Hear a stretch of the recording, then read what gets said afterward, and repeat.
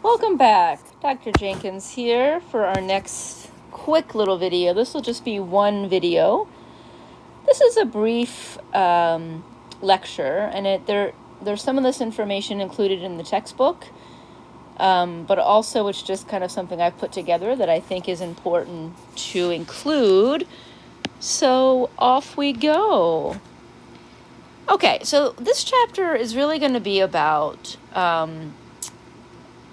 how supplements and ergogenic aids are evaluated, how they are regulated, what you need to know about that regulation, and then some tips on how you can move forward knowing what to look for and what questions to ask. There is going to be some repetition, so included in this would be how to read nutrition labels and serving sizes, which we've already talked about. So I won't go over that again, but I still want you to review it because you could see questions about it on the exam that covers this unit. Okay, so here's the deal, everyone. There's a lot of supplements and ergogenic aids. My colleague and I like to go to bodybuilding.com because you will see hundreds of supplements and ergogenic aids you can buy. And it's important that we understand how they are regulated and how they're not regulated, so we can therefore assess its safety and efficacy. So when we look at a claim, be it some kind of advertisement like this, or it could be a claim with an ergogenic aid or supplement, how do we know if this claim, look at this ad. Phentermine, slim down before summer, easy weight loss, right? I'm guessing, ladies and gentlemen, that this particular model didn't lose weight by taking phentermine. So how do we know if something is, legitimate and reliable? These are the things that you should be looking at. Is that information backed up with peer-reviewed information from a journal or from a study? Do the authors have credentials? And more importantly, do the authors have credential in the related field? We'll sometimes see that they'll attach a doctor's name to something to try and give it a legitimacy, but that physician is actually not even in a related field. They probably just got paid to say that. You want to look at the source of the information that you're looking at. So if we have a journal article or some sort of article, is it from a .org or .edu, or is it from a .com? And is whatever they're hawking approved by a regulatory agency? These are things that we can consider. Things to avoid, and this is probably common sense, but sometimes we're all prone to advertising. I mean, advertisements work, okay? Personal testimony. I see on TV now there's a testosterone supplement that's being advertised by Frank Thomas, the Hall of Fame baseball player. When I see Frank Thomas, Hall of Fame baseball player, well, he must know what he's talking about.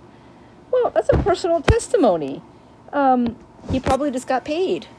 And who wouldn't want to get paid to do something? But so that in itself doesn't tell us, just because a famous athlete is on the advertisement, that doesn't tell us if it's legitimate. Anytime you see that there's a guarantee it'll work, or there's no side effects, then it's probably not legitimate, because everything has a potential side effect and you cannot guarantee anything. I already mentioned celebrity spokespeople and dramatizations. This is good with the weight loss, They have Susie Homemaker. Before, this is how much I weighed. After, I weighed this much. And you see the pictures, and it's so moving, right? But that does not give legitimacy. I want you to take this course and this information seriously. You're learning the scientific basis of nutrition and how the body works. And you're going to know more than most people. You're going to know a lot more than most people. So that knowledge, including common sense, can really help you to have what I like to call a healthy skepticism. We are not against things that can help us. But I think based on what has happened and based off of our capitalistic society, I think that healthy skepticism is warranted. All right, so let's just start right off the bat with governmental regulatory agencies. You are not going to have to know all of this, all right? So there's a lot in this chapter you're not going to have to know. It's just your information to have. But there are going to be some things you have to know. And as always, I'm going to circle or underline so you know. We're going to be focusing on nutritional supplements. I just have a side-to-side comparison to prescription drugs. When you take Tylenol, when you take a prescription drug that's been prescribed by a physician, it is more regulated. So you can be more assured that it is safe. And while the FDA approval process is a real booger, it's a real pain in the butt, it's there for a reason, because we want to make sure that the prescription drugs that we are taking are safe. So prescription drugs are regulated by the FDA, the Food and Drug Administration. Nutritional supplements are not. I've been hinting at this all along. Supplements are not regulated.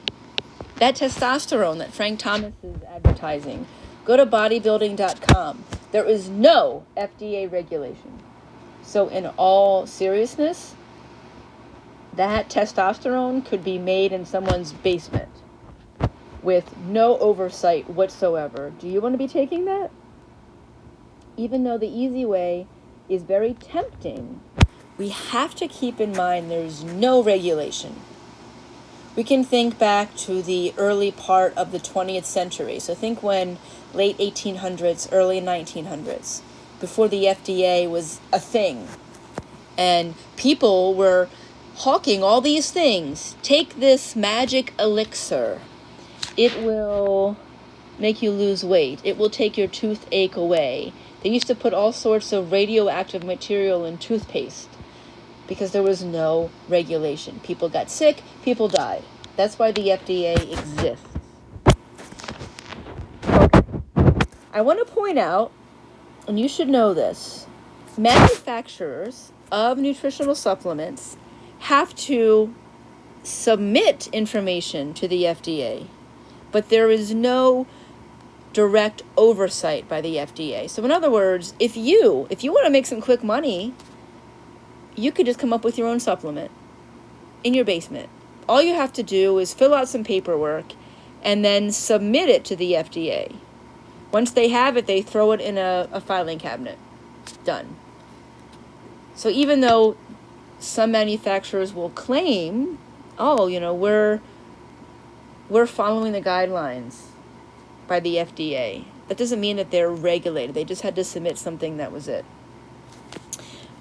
These manufacturers can say whatever they want.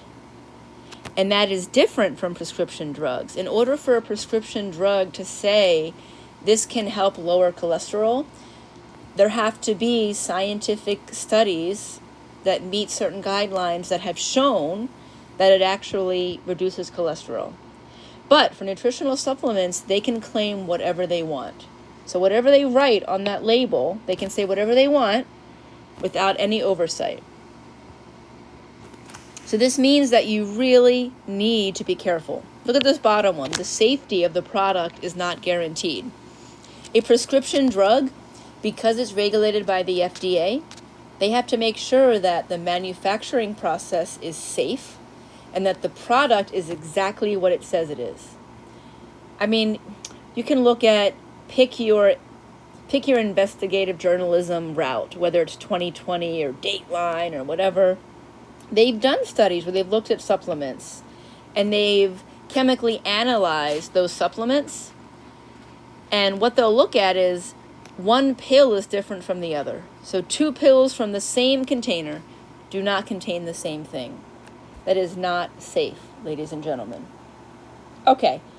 I mentioned the FDA. Just know that that's the main overseer. Like I said, it is what's responsible for ensuring the safety and efficacy of food, medicines, medical devices, and cosmetics, but not supplements. There's other regulating bodies involved, like the FTC, but I'm not going to ask you that. I just wanted to give you this information so you know, so you knew if you wanted to know what government agencies have a slight role. Now, the FDA. This is when it really changed for supplements. In 1994, there was something called the DSHEA, Dietary Supplement Health and Education Act. This is what required manufacturers to submit information to the FDA. Okay? Before that, there was absolutely no involvement. So this was a step in the right direction, but it is very limited. Very limited. Okay, here's another branch that plays a role, but you don't need to know it. These are other things that are involved. If you're at all involved in or a fan of a sport that has doping, you're probably familiar with USADA, United States Department of Agriculture. I think that's the wrong acronym. USADA is the United States Anti-Doping Agency, so I think I have the wrong one there. But either way, you don't have to know it. And this can also be related sometimes. There it is. There's other regulatory agencies depending on what sport you're talking about. If you think about cycling, where doping is a big thing, USADA oversees that. If it's an Olympic sport, the IOC, NCAA for college athletics, and then each individual professional sports league. So they also play a role in overseeing supplements. I'm not going to ask you any of these. I'm just making a point. Okay, so what is a supplement? Because we're going to be talking about two different things. There's a dietary supplement, and then there's an ergogenic aid. Let's make sure that we can define these separately. A supplement is meant to provide something that may be missing in a diet. Let me go to black here.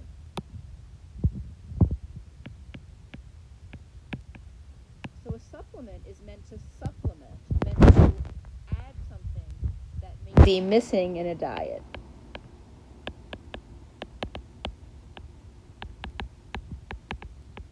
So vitamin D, if you're inside a lot, you're a woman, you're more likely to have a vitamin D deficiency anyway. You may have a vitamin D deficiency.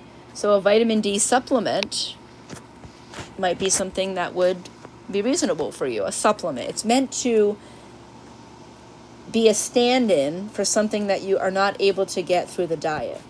On the other hand, an ergogenic aid is something that is meant to improve performance. Sometimes something can be a supplement and an ergogenic aid. And by performance, I mean athletic performance, right? Sometimes a supplement can be an ergogenic aid. Maybe someone claims that they're low on testosterone. Well, that could be a supplement, and it could also be an ergogenic aid, right? But please make sure that you understand the difference between these two.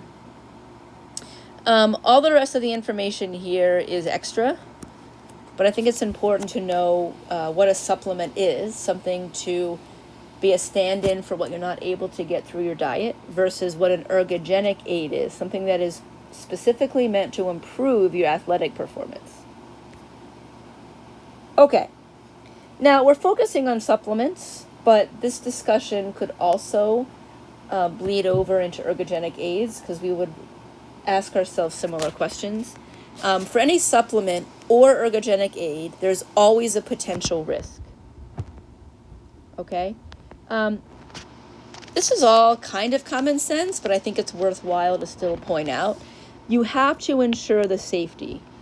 Just because you're deficient in it and we take a synthetic form through a pill doesn't mean that it's safe. Everything has a potential risk. We have to look at how it affects the body, how it's manufactured, what its shelf life is, if it's too long. So there's always safety. If you're taking a supplement, you have to think about toxicity. What if you're taking too much? Okay. Supplements and ergogenic aids are not regulated very well, so that makes us also add a lot of potential risk. These are other things that I'm not going to ask you about, but they're things to consider. Yeah, so you can read through this if you want, won't be on the test. Okay, as I mentioned, supplements, manufacturers must submit information to the FDA. And this is interesting, right? The information that a manufacturer submits to the FDA must include that information showing that the product is safe. But the language is vague, and that means that these manufacturers can pretty much say whatever they want to say. They can say that they've tested it. They can just get 2 athletes that they pay, and they can perform a quote-unquote study. But the FDA does not test this. So just because a manufacturer submits information to the FDA and they submit their own information that says that it's safe, that really doesn't mean crap. What's different in a prescription drug is that all the safety studies have to be FDA approved. So there's an objective regulating body making sure that it's objectively approved, versus in a supplement, these manufacturers will submit something subjective, which means they can do it however they want. They could just pay someone to say what they want them to say. This is all extra information, but you don't need to know it. I want to give you an example of how effective this quote-unquote FDA regulation of supplements is. And I haven't looked in the last 5 years, to be honest with you, so I can't say that in the last 5 years they haven't found another one, but I don't think they have, and if they have, it's still not very many. There's only been one dietary supplement that was so bad, there were so many complaints over, that the FDA actually decided to step in. So even on other supplements, there have been complaints, but there haven't been that many. The FDA is not going to step in. There's only been one where there have been so many complaints, and that was ephedra. If you are of a certain age, you remember this. Okay? I'm not going to ask you this specific one, but I'd like you to know this in principle. That is, it takes a lot. Because there's not a lot of regulation, there has to be literally thousands of complaints about something in a supplement before the FDA steps in. Here's some interesting information, but you don't need to know it. I mentioned to you that if other places, independent places, have done reports, there's inconsistency in what these supplements actually contain. Okay? All right. Here's more information about ephedra. Look at how many deaths there had to be. Okay? Before the FDA actually stepped in. I'm not going to ask you this specifically, but it's there to make a point. Okay. I'm going to go through the rest of this chapter pretty quickly, but I will point out what you need to know. The 2 questions that I think are imperative to ask involve safety and efficacy. And these are put in this order on purpose. When we're analyzing a supplement and or an ergogenic aid, the number 1 question to ask yourself, is it safe? You're putting something foreign into your body. Remember, the goal of these supplement companies is to make money.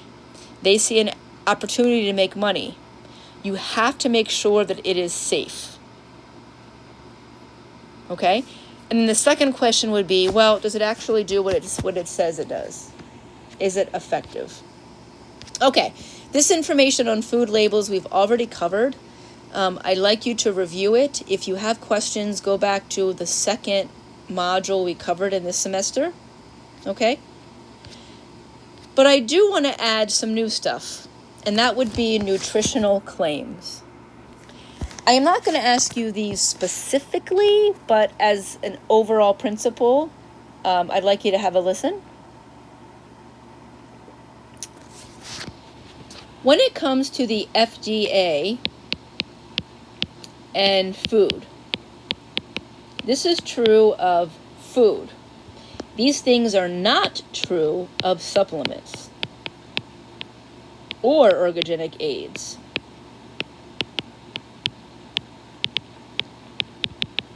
The foods in the grocery store that you buy are tightly regulated by the FDA. And this is actually a good thing. The turn of the 20th century, Upton Sinclair was the first one to write that book about the meatpacking industry in Chicago, how dirty it was. People were dying. So I know some people don't like regulation. And I know that sometimes it can be taken too far. But when it comes to food and what's being put in your body, it's hard for me to find any other argument than we want people to be safe. So when they have food labels, if it says something like this, it is FDA regulated, that it actually defines by something. And let me show you. You do not have to know these. You do not have to know them. But the overall principle, when there's a food label, not a supplement label, when there's a food label, and it says fat-free, the FDA stipulates if you are a food manufacturer and you put on your package fat-free, that means technically it can have anything less than 0.5 grams. So it's really not fat-free. They'll probably put 0.49 grams in it. They'll put as much fat as they're allowed to. So yes, it's still low in fat, but I'm just pointing out that there are some guidelines. Here's an example. I'm not going to ask you this specifically, but Doritos offers reduced fat. So if you look at reduced fat means that it has to have at least 25% less fat than the regular. So here's our regular, 8 grams of fat per serving. Here is our reduced fat, 5 grams of fat per serving. Is that 25% less than the original? Yes, it's 37.5% less. I'm just pointing out that per the FDA with food labels, these claims are regulated, not the same when it comes to supplements. Okay? Again, I'm not going to ask you the specifics. Oop, just dropped my pen on there. I'm not going to ask you the specifics, but I want to make a point. Look, if you have a meat product, you can call it lean as long as it contains anything less than 10 grams of fat. That may be leaner than others, but it's just interesting to point out that they put an objective definition on lean. And I will tell you, almost always, when they have a package for lean, it'll have 9.9 grams of fat per serving. They'll pack as much fat as they can to still meet the lean definition. Right? This is from Hannaford, packaged as 90% lean, but it still has 9.97 grams per serving. But can they call it lean? Yes, they can, because it's less than 10. Okay. Here are some more definitions. You do not have to know these specifically. I don't think that it's a good use of your time to memorize all of these, but I think it's important that I provide you with it. Anytime I'm talking about food labels, because I'm pointing out the disparities of all the things that food labels must meet that supplements do not. If something is processed, it has to meet this definition: refined, enriched, fortified. It has to meet a certain definition. You don't have to know these, but I'm just pointing it out to you. Fortified, just out of interest, fortified means that they replace the nutrients to above original level. So here's the deal.